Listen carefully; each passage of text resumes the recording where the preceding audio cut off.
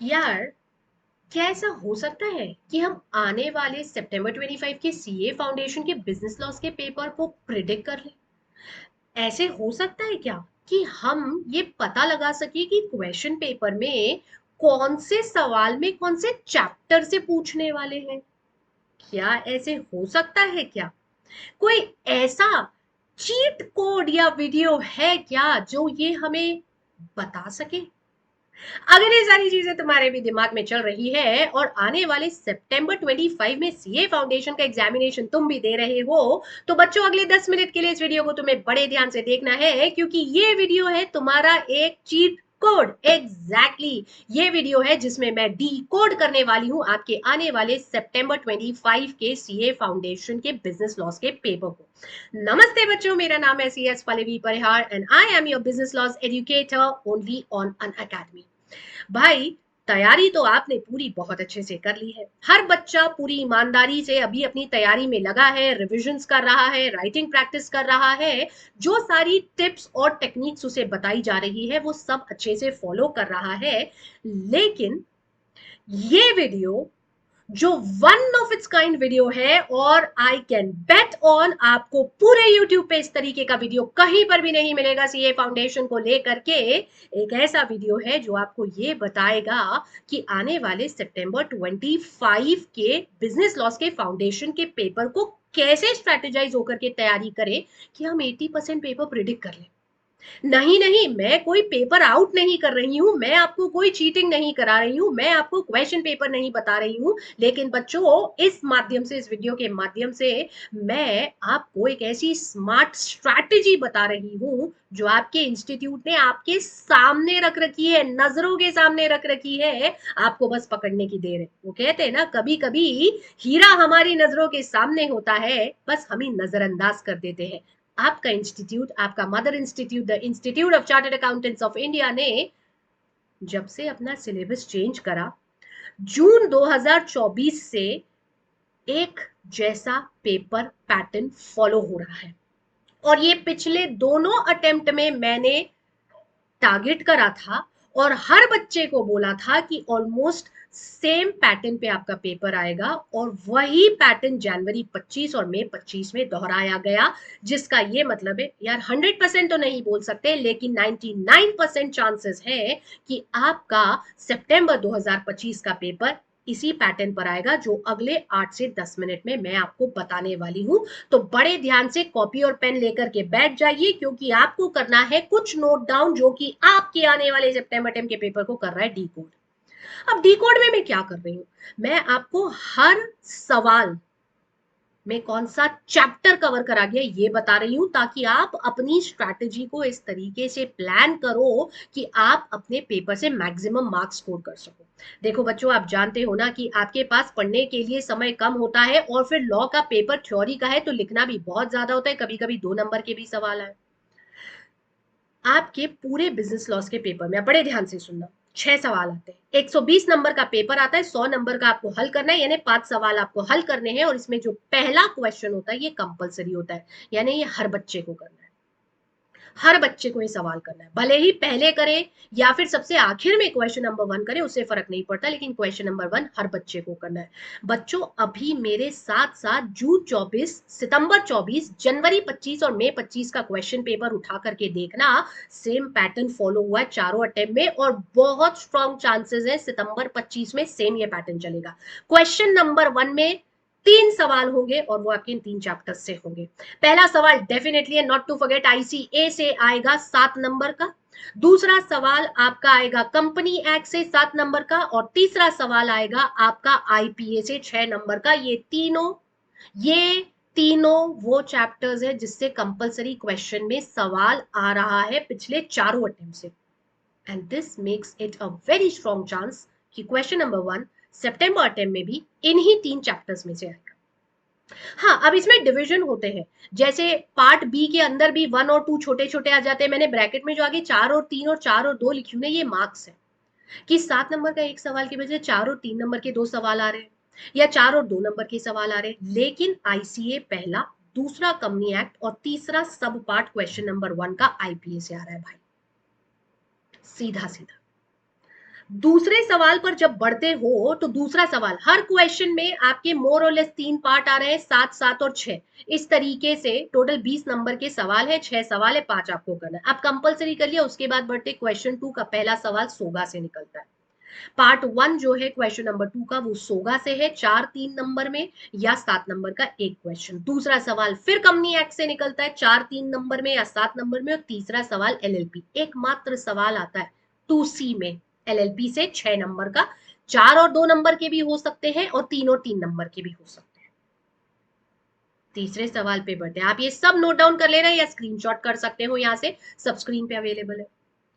तीसरा सवाल होता है जिसके 3 पार्ट में, पहला पार्ट है आईपीए का, 7 नंबर, वही 4 3 में हो सकता है, फिर कंपनी एक्ट और फिर आईसीए। अब ये तीसरे नंबर का जो सवाल होता है ये एक्चुअली थोड़ा सा ट्रिकी होता है। तीसरे नंबर के सवाल में कंपनी एक्ट का, आईसीए और आईपीए तीनों का ट्रिकी सवाल बैठ रहा है। चौथे नंबर के क्वेश्चन पे जब जाते हो तो पहला सवाल फिर आईसीए का, देख लो लाइन से आईसीए। क्वेश्चन नंबर 3 में आईसीए दिखा, क्वेश्चन नंबर 1 में आईसीए दिखा। सिर्फ एक क्वेश्चन नंबर 2 होता है बच्चों जिसमें आईसीए का सवाल नहीं होता। 2 को छोड़ के 1 में, 3 में, 4 में, 5 में, 6 में, सब में आईसीए का सवाल होता है। एक भी ऐसा क्वेश्चन नहीं है 2 को छोड़ के जिसमें आईसीए का सवाल नहीं है। यानी अगर बच्चा आईसीए छोड़ रहा है तो वो बहुत बड़ा रिस्क ले रहा है। And this is the warning to each one of you जो ये सोच रहे हैं कि मैम 75% पेपर पूरा अच्छे से कर लेते हैं और आईसीए पूरा छोड़ देते हैं। It's a big big warning. Don't you dare do this if you are targeting a score of 80+। ICA छोड़ना रेकमेंडेड नहीं होता है बच्चों। इसकी स्मार्ट प्लानिंग करो, इसके उन यूनिट्स की प्लानिंग करो जिससे कवरेज ज्यादा होता है। यूनिट नंबर 7 8 9 नए ऐड हुए, इससे ज्यादा बार सवाल आ रहे हैं, इसे बहुत अच्छे से पढ़ो। फिर उसके बाद यूनिट नंबर 3 4 5 पढ़ा करो, क्योंकि यहाँ पर असेंशियल्स, परफॉर्मेंस और ब्रीच को लेके सवाल आ रहे हैं। ये 6 तो आपको छोड़ना ही नहीं, छोड़ना किसी हालत में। फिर ले देके बचा क्या, 2 और 6 कितना छोटा छोटा सा है, 2 घंटे में तो रिवाइज हो जाते हैं। कंसिडरेशन यूनिट नंबर 2 और क्वाजी और कंटेंजेंट यूनिट नंबर 6। 1 में सारी डेफिनेशन ही भरी हुई। सो स्ट्रैटेजी रखो, ठीक है। क्वेश्चन नंबर 3 के बाद जब हम क्वेश्चन नंबर 4 पे बढ़ते हैं तो पहला सवाल आईसीए का होता है, दूसरा सवाल या नेगोशिएबल का होता है। नेगोशिएबल के सिर्फ 2 सवाल आते हैं बच्चों, सिर्फ 2 सवाल, एक क्वेश्चन 4 में होता है और एक क्वेश्चन 6 में। अब अगर बच्चा क्वेश्चन 4 और 6 दोनों करे, क्योंकि नेगोशिएबल के बंधे बंधाए सवाल होते हैं, और आपके ये ऑल इंडिया टेस्ट सीरीज जो मैं ले रही हूँ इसके अंदर मैं आपको नेगोशिएबल के हर पॉसिबल मैक्सिमम सवाल दे रही हूँ, हर पॉसिबल मैक्सिमम सवाल दे रही हूँ। उतने सब प्रैक्टिस कर लो, उसके बाहर कुछ नहीं आना है, उसके बाहर कुछ भी नहीं आना।